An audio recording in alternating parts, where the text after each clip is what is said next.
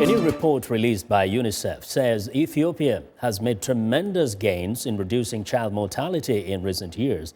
Here's Africa Health Network's reporter Linord Moudou.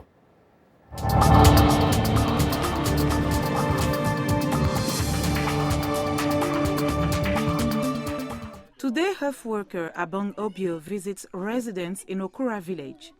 She checks immunization records and tests for diarrhea, pneumonia and malaria. She also monitors hygiene in homes.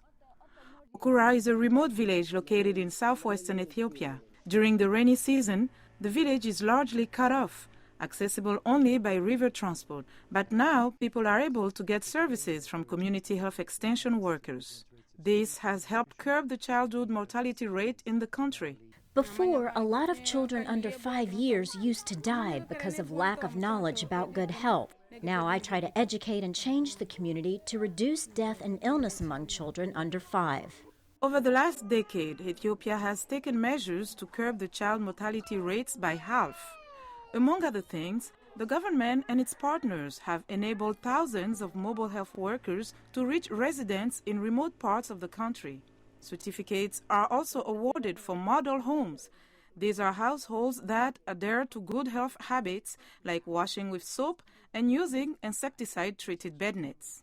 In 1990, the under 5 mortality rate in the country was one of the highest in the world at 204 deaths per 1,000 live births.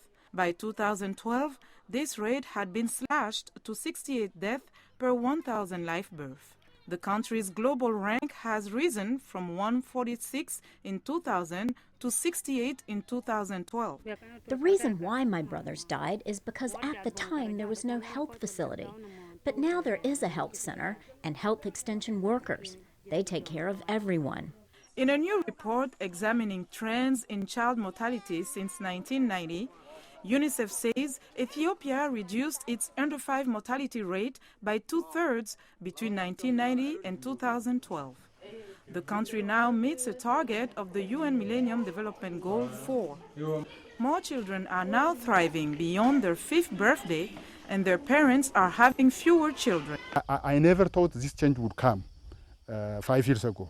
Now I tell you, if one works with perseverance, I think you can bring change. Even if we are very poor, we can still bring radical change. Dr. Kesete Biran Admasu is Ethiopia's Minister of Health. He says the government has a policy of reaching remote parts of the country and promoting responsibility among individual families. With that commitment, and with the commitment of the government, in putting actual money, real money, beyond setting the policies and so on into the program, has helped to attract more donors to the program. Sub-Saharan Africa accounts for the majority of child mortality.